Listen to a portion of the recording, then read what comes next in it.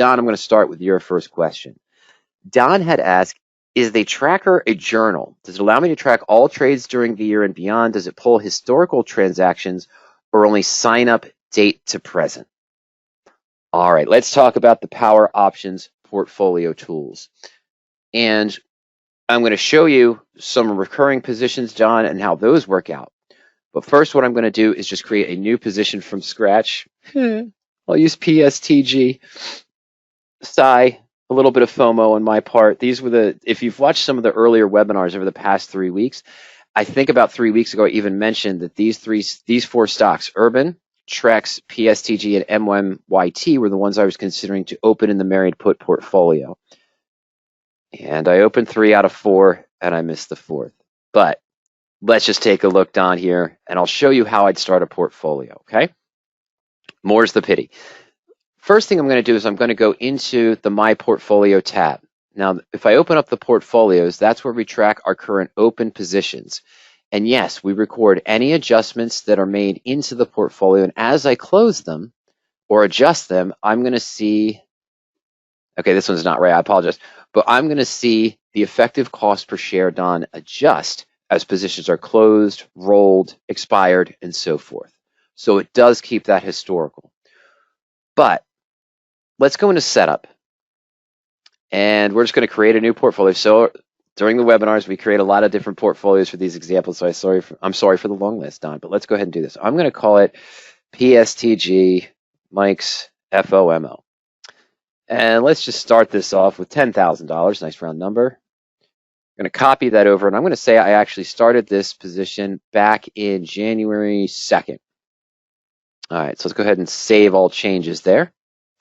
Now, this is just a setup where you create the initial portfolio. And as I just demonstrated, maybe too quickly, I should have elaborated on that. When I start a new portfolio, let's say you're just starting off with PowerOptions, you've got a trading account where you've got 8 positions open that you've been trading for a couple years, a couple months, what have you.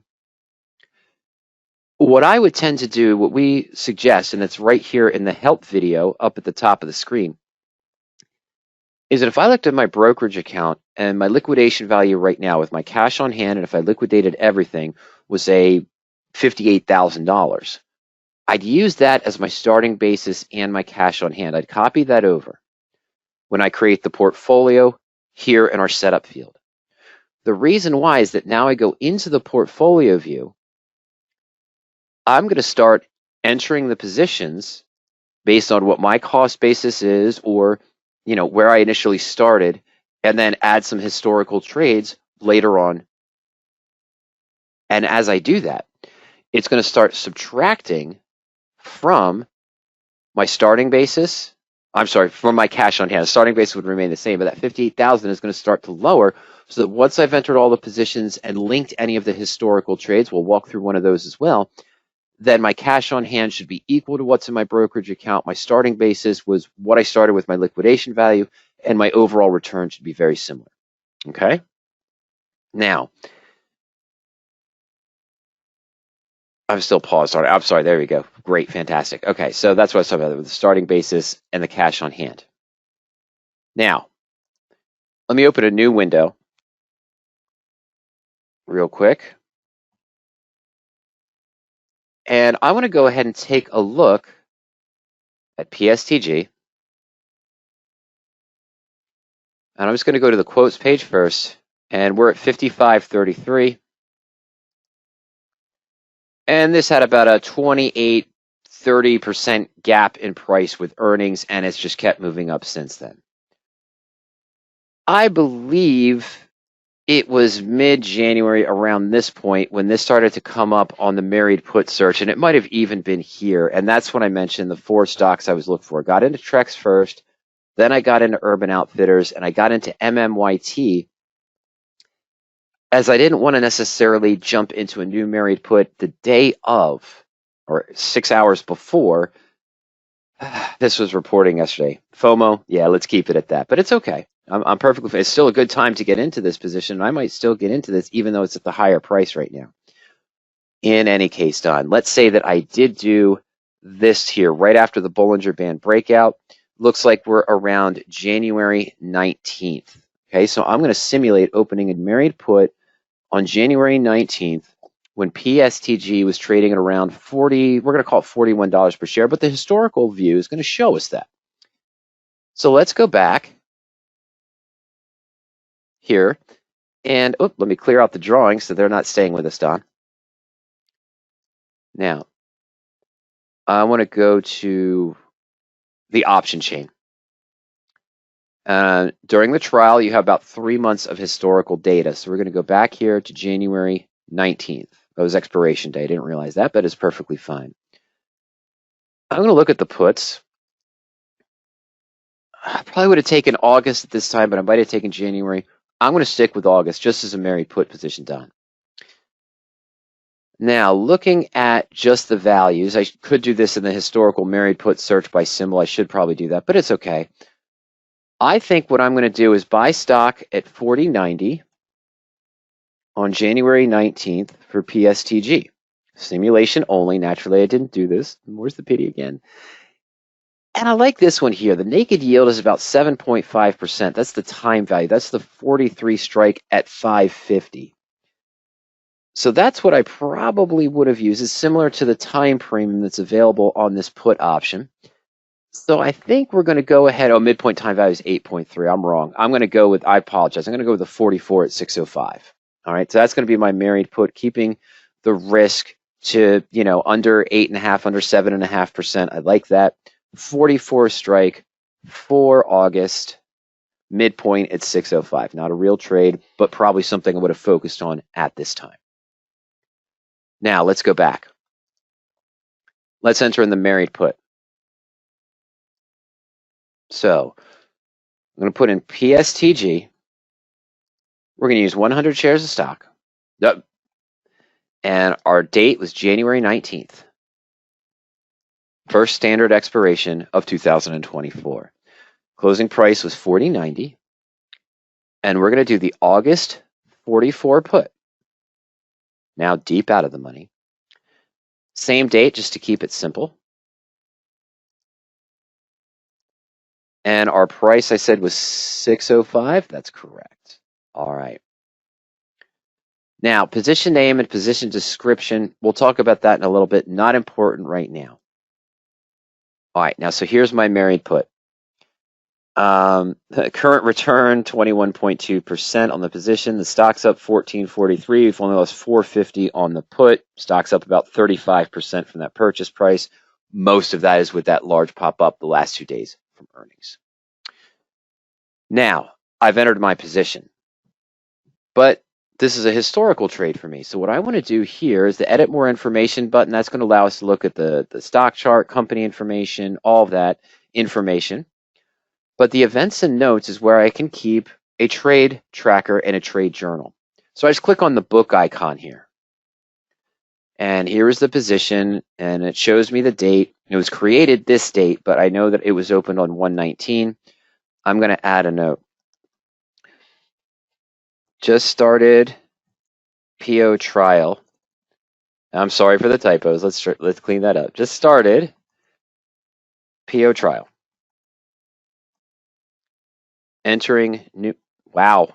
You can tell it's Friday, folks. Entering new positions to match broker.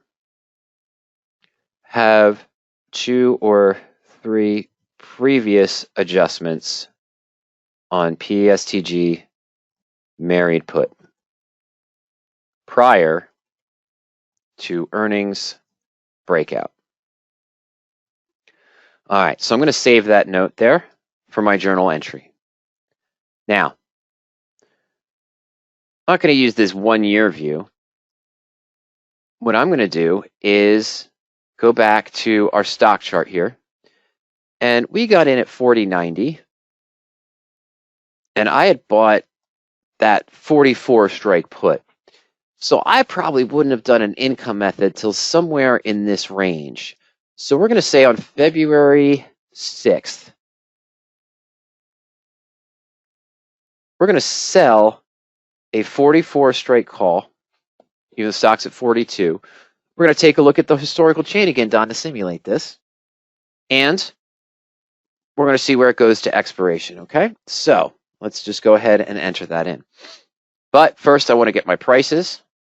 Let's go back to the chain, clear up my drawings. You wouldn't be doing this process. You'd have this all in your notes from your broker.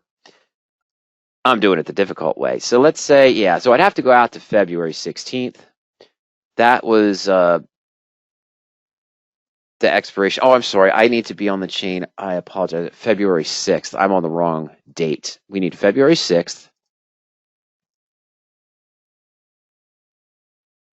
Fantastic. Calls only. March 15th, 38 days away, but I knew I had earnings coming up between now and March expiration, so I probably wouldn't have just sold a call to cap the gain. 44 is at 25 cents, but I'm going to take it. All right, because 10 days out, about a 0.5% return with the stock at 41.68, a little bit more. Time value, yeah, midpoint time value for that 44 strikes about 0.6%. Not much, but I'm going to take it, Don. Now, I have to record it. How would I record this historical trade that's already expired in my portfolio to match what's in my broker? This is when I go into the transaction field. Now, if I was live trading this and I just sold a call today, I just go to position actions and add option leg. We'll look at that in a moment. I want to record my historical trades done. So I'm going to go into transactions and we're going to add a closed transaction. I typically like to keep the similar nomenclature that's used in PowerOptions. So here in the transactions, you see the 100 pure storage, and I see 1 PSTG August 44 put. I'm going to copy that. Nope, I don't want to create an event. I just want to copy the text. Thank you. So let's go to add closed transaction, call. We were short the call. Stock link PSTG. Description. I'm going to paste this in, but we're going to change it. It was a 2024 February 16th. All right, so 16th, hey, that stays. FEB 44 call. So now all the nomenclature will appear the same throughout the historical records. Quantity was 1. Cost basis. I think this expired worthless on the 10th. I'm sorry, the 16th. So we're going to put in 0.0. Actually, I'm just going to put in 0. The sale price. Now, when I'm entering a historical transaction here, Don, from anything I did, I don't want to use the per contract price. I want to use the full share value. So we sold this. It was one contract for 25 cents. Our sale price was $25. Date opened, that was February 6th. Date closed was February 16th. Now, I want to link it to that open trade, because when I link it to the open trade, it's going to adjust the effective cost per share of the position, so I always have an accurate depiction of what my liquidation value, future expiration value is based on any adjustments or close prices that I made. So, I'm sorry, where's my FOMO one? There it is. PSTG Mike's FOMO, and then linked it to the only position there. But since I already put in the stock symbol, if you had 10 or 15 position open, it was still linked to it. So now I'm going to go ahead and add entry. And there we go. Now I have a realized gain of $25 against my stock and put position for that, and we're still in the transactions field. Now I'm going to go back to portfolios in this case. And did anything really change? Yes. The original issue price for the stock and the put, that was $40.90. But now my effective cost per share has dropped down to $40.65 from the 25 cents we just recorded into the position. And now the position cost will reflect that, as well as the current liquidation value, future expiration value. See how they changed from the numbers we were looking at the liquidation value to the future expiration value based on that small 25 cents Don we collected. Now, as far as live trading goes, now that the stock has moved up here, I could consider selling a 60 call, a 57.5 if it's available against this married put, or I could consider to roll up the put. I'm going to roll up the put to the 60 strike. I'm going to try to bulletproof this trade, fictional, and stay in it. So let's just use the current prices. I would have gone to the profit and loss chart here to run my what if scenarios, or more than likely I would have gone to position actions and position analysis. This shows me the breakdown of my position. Again, there's that current liquidation value with my effective cost per share factored in. Future expiration value, if I hold it all the way to August expiration and make no more adjustments, and the stock's trading right at 55.53. And then here's our income methods. I could write a call for income. I could roll up the put with income method number 4, and there's the 60 strike put. I'm going to sell my put for only $155 and pay $845 for this put. I'm paying a debit of $640 to gain 16 points. From 44 to 60 of guaranteed profit, I now have a 12% bulletproof status and still 168 days to continue to sell calls and manipulate the trade. Now, I can go back and do that through the portfolio, but we're going to do it here. If I see the rollout opportunity I wanted or that I like, I'll go to Simulate Trade. Done. Shows me the side-by-side comparison. My current effective cost basis, my new effective cost basis with my new guarantee at 60, guaranteed profit of 640 or about 12% compared to the current liquidation value, of course, of 21.8%. But I'm still protected. No risk trade, unlimited upside for 168 days, and still apply other adjustments to increase that profit as well. And by the way, this 11.9% is the worst case scenario, meaning that if I just hold this position now to August and the stock stays below 60, the worst I can make is 12%. Once I put this trade in the portfolio, Don, my liquidation value is going to be pretty close to this. It's going to be off by about maybe 2 or 3%, but it's still going to be close to where I was. We're going to take the midpoint, sell to close my now out of the money August 44 put for $155. Buy an August 60 put, rolling up the put at $845, giving up about $7. Now, yes, I originally paid $605 for this. You can say I'm losing $5 on this put. But that $605 was already factored into the total cost basis of the married put. So my total cost basis, I'm lowering by $155, then increasing it by $845, essentially adding $7 in the position to do what again? To gain $16 guaranteed profit. That's a trade-off I'll make all day. Pay $7 to make 16. It's like we're robbing Vegas almost, but not really. All right. Now, yes, that is going to adjust my break even, but that break even's all the way out to August expiration. I'm not even focused on that right now. Let's submit change to portfolio. All right. What do I have now in my position? I have my stock that we originally purchased at $40.90. I have an August 60 put that I paid $845 for. My effective cost per share is $45.15. What does that mean? That's the difference of the $605 we initially paid for our 44 put minus the $155. That increased the cost basis up minus the 25 cents Don we added historically. Now, of course, I would want to go through and do the same process again. We're not going to, but I can go back into the events and notes, and all my journal entries are here in text format. Hey, I sell to close the August 44 put, and there it is, bought to open the August 60 put, and I can just choose to add a note here on either leg. Just do it here. Used IM number 4 after earnings major breakout. Locked in 12% guaranteed return. Could have liquidated at 21.8% profit. I think that's what it was. Expected more gains and more income opportunities. Okay? All right. Now that's all well and good. Here I have all my notes of what I did.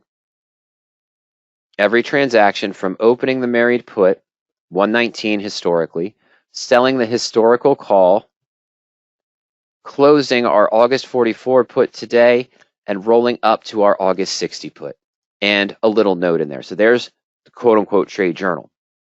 as far as your thoughts and your process. But what am I not seeing here? Where is that 25 cents from that 44 call I sold here, Don? Where is the 44 put in the records of those transactions?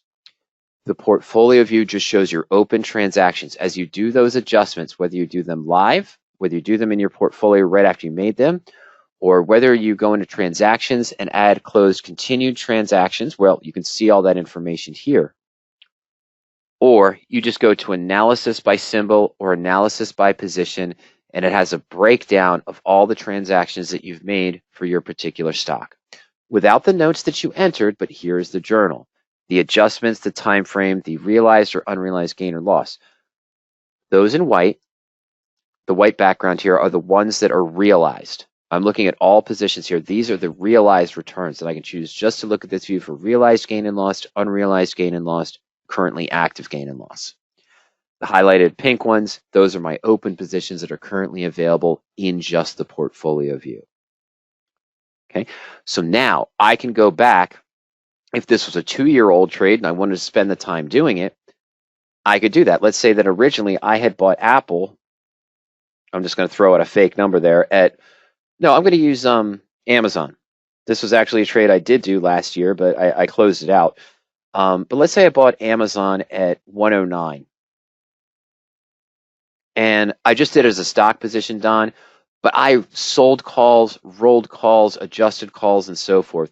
And after 15 to 20 transactions over the last 12 months, I now have Amazon at a total cost basis of, let's say, $91.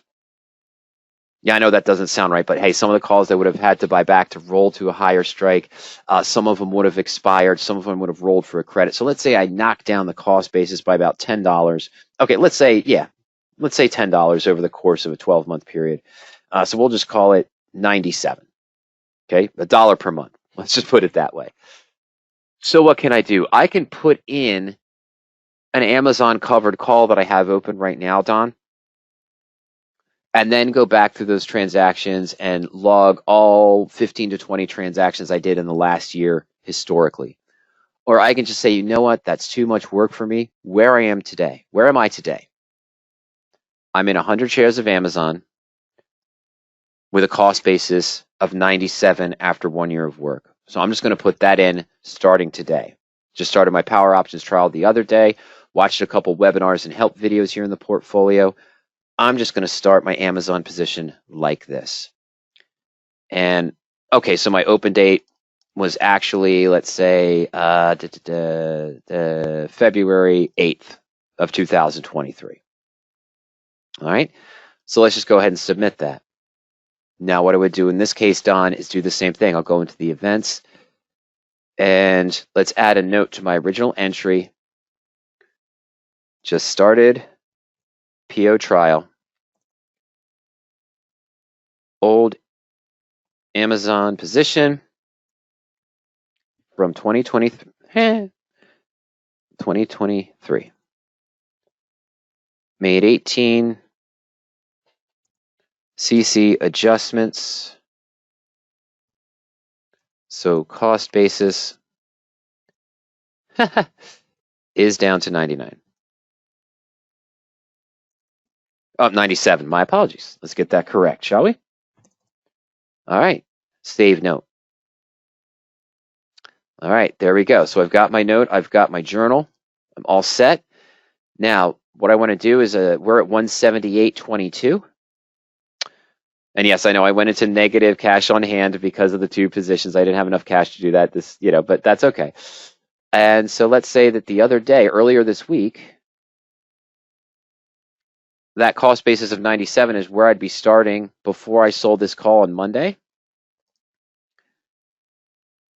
26. And let's just say I sold let's say I sold this week's 180 call. And at the time, I got 65 cents for it. Okay. And so on and so forth. We had the 180 call. Stock closes today at 178.22, Don. So now what's going to happen? Well, I didn't want to roll it just yet. I wanted to get the full expiration. So next to the call itself, we go to that position actions menu for the more information button.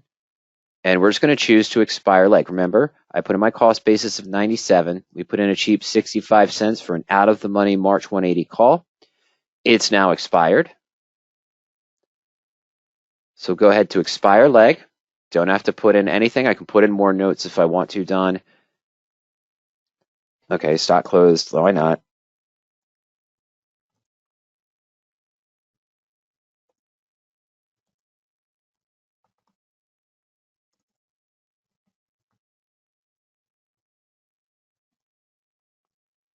Okay, we'll look to on Monday to write new call. Let's submit that. Now I just have a long stock position, but my cost basis is down to 96.35. That's taking into account that 97. Where's my closed position, Don? Or if I added a dividend, go to transactions. We have all that record there for both positions in this portfolio. Or I could go to analysis by symbol. There's my Amazon return, but without all the historical trades, because I said, you know what, that was too much. I've been trading it for 12 months. I've done 18 to 20 covered calls. I know my effective cost per share is about $97 after purchasing at 109 and doing these adjustments. I just started this new position at $97, and I'm going to continue moving forward with selling calls against it and keeping the record here in analysis by symbol, analysis by positions, or the transaction view. And the portfolio view just keeps my open positions anytime I can add another event or note. Also, Don, of course, even if I'm tracking a long stock position, as we saw with the married put, I could go to position actions and I can go to position analysis, where I see the breakdown of my current position. You know, if I had an option trade here, we'd see some of those other features of time value, risk, and so forth, okay? And as I scroll down and down and down, I see more rollout opportunities, just as we saw with the married put. This goes to Doug's. Would you want a married put to protect your position on Amazon? Yeah, I probably would. If I'm staying in the position and I've got this realized gain, I can lock in a guaranteed return of about 70%, 75%, with some different strikes here going out to May. I could even go much further than that. Or I could just write a call for income, or I could do a collar position, either a standard collar or a dynamic collar with different expirations. Where I wanted to show you here is that this is the history. Doug, I was using this as an example for covered calls because many of our PowerOptions subscribers just use covered call trading. And a lot of them that don't start to realize the return that they were expecting, that's when they start gravitating over to the married put position. But many are making the returns they're expecting with the covered calls. But yes, I started the first married put, Doug. Then I showed the covered call strategy. And, you know, you still have, even if you're just tracking a long stock, it's important to show, even if you have 5 or 6 stock positions that you want to put into a married put, you could put your 5 or 6 stock positions into the portfolio, then link to position actions and position analysis and see those rollouts to create a covered call off the position, a married put off this position, or the standard collar, Doug, as you just saw. So I would be doing that. Yes, I have an unrealized gain of 83.7% right now in the stock.